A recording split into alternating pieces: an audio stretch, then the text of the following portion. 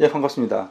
오늘은 메타버스 봄날은 가고 메타버스 기업 CEO는 먹튀하고 이런 주제로 우리가 한번 좀 메타버스에 대해서 생각하는 시간을 갖도록 하겠습니다. 최근에 지난번에 우리가 이제 이름을 바꾼 즉 페이스북에서 메타로 이름을 바꿨죠. 그래서 이제 마크 저커버그의 이제 메타가 이제 메타버스 사업, 그러니까 흔히 메타버스 사업이라고 보기보다는 AR, VR 이제 사업에 가깝습니다만, 그쪽 사업부가 막대한 손실을 내가지고 주가가 하룻밤에 27%가 폭락했다는 이야기를 좀 한 바가 있었습니다만, 그런 위기 상황 속에서 이제 제크버그가 사내에 아주 엄숙한 표정으로 언론에 보도된 바에 엄숙한 표정으로 회의를 마친 뒤에 직원들에게 이런 문구를 소개했답니다. 메타메이트 미 이런 식으로. 뭐냐면 자신보다 메타메이트를 즉 동료를 더 소중하게 생각하고 동료보다도 메타라는 기업 이걸 최우선순위에 놔라. 그러니까 기업이 가장 중요하고 메타메이트 동료 그다음에 그러니까 미나 그러니까 자신을 가장 낮추고 기업을 위해서 메타를 위해서 열심히 일합시다 이런 이야기인데 평상시 같으면 뭐 특별하게 문제는 안 될 거지만 이게 이제 미국의 해군이 이제 사용하는 슬로건하고 상당히 유사한 모양입니다. 그래서 어떻게 되냐면 미국 해군에서는 shipmate self 이게 똑같은 거죠. 그러니까 배가 가장 중요하고 동료가 그 다음이고 자신은 가장 이제 순위가 낮은 뭐 이런 식의 이제 구조가 되어 있는데 여기에서 이런 이야기를 이제 제커버가 요구를 하니까 엄숙한 표정으로 소개를 했던 모양이에요. 그랬더니 이제 메타 직원이 이런 식으로 표현을 했던 모양입니다. 우리가 그럼 침몰하는 배 안에 있다는 거냐라고 이제 조롱해가지고 그래서 이제 포춘 이런 식으로 경제 매체입니다만 이런 식으로 표현했더라고요. 저커버가 직원들을 메타메이트라고 부르기 시작했지만 아무도 관심을 갖지 않았다라고 해서 정말 이 저커버그의 메타는 이제 완전히 사면초가입니다. 그리고 또 왜 지금 이 메타가 이렇게가 실적이 안 좋고 위기를 맞는가 하는 것에 대한 몇 가지 이제 그걸 암시하는 그런 어떤 조짐들이 있는데요. 예를 들어서 저커버그가 컨퍼런스 콜에서 가장 이제 중요하게 경쟁자로서 언급을 했던 게 틱톡입니다. 틱톡이라는 단어를 5번이나 언급하면서 사실은 우리 페이스북이 틱톡 때문에 상당한 위협을 받고 있다는 걸 인정을 했거든요. 그러니까 사실 메타버스라고 이야기하지만 현재 이미 메타는 100억 불이 넘는 손실을 입고 있고 1년 동안에 그리고 틱톡이 강력하게 그러니까 어떻게 보면 이제 메타버스라는 그런 추상적인 용어보다도 보다 더 중요한 것은 동영상이라든 예를 들면 우리나라도 5G를 도입하면서 가장 이득을 많이 본 게 결국 유튜브거든요. 그러니까 결국에는 5G를 가지고 뭐 VR, 뭐 AR 콘텐츠 아무리 이야기를 해봐도 결국에는 동영상이 돈을 버는 이런 어처구니없는 우리가 패러독스를 만들어냈는데 마찬가지로 뭐 메타버스가 어쩌고 아무리 북을 치고 장구를 쳤지만 결국에는 틱톡이라는 짧은 동영상을 가지고 사실 뭐 틱톡 그렇게 대단한 기술도 필요가 없는데 그런 아주 정말 미들테크 제가 항상 강조합니다. 그 미들테크가 결국 산업을 관통할 것이다 라고 하는데 그런 점에서 이제 메타버스라는 그 자꾸 이제 하이테크 VR 이렇게 가는데 그런 부분에 대한 경고를 제가 하고 있습니다만 여전히 그런 어떤 미들테크의 가장 아니 뭐 사실은 틱톡은 로우테크라고 볼 수도 있죠. 동영상 기술이니까요.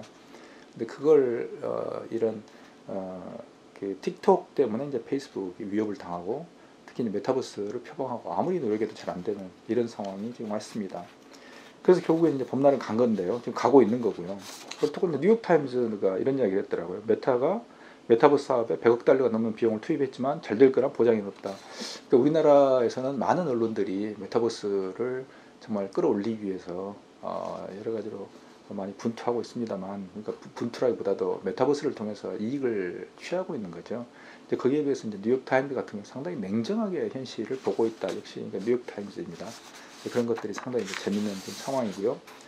그다음에 또 보면 최근에 아주 현재 또 재미있는 상황이 생겼습니다. 그래서 메타버스 기업 중에서 홈 트레이딩 기업으로 그동안에 막 전 세계적으로 한번 각광을 받고 특히 우리나라의 메타버스의 어떤 주창자들이 메타버스 추종자들이 이야기했던 기업이 펠로톤입니다. 펠로톤 홈 트레이딩.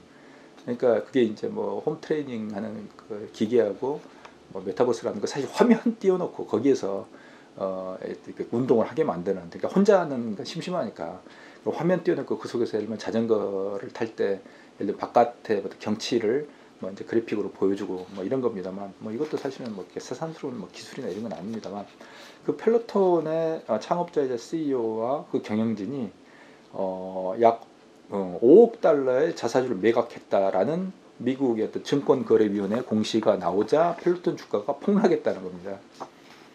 그래서 특히 이제 펠로톤 내부자들이 폭락 전에 주당 100달러 이상으로 자사주를 매각한 것이 밝혀졌고, 그래서 이제 내부 거래에 대한 이제 문제제기가 된 거죠.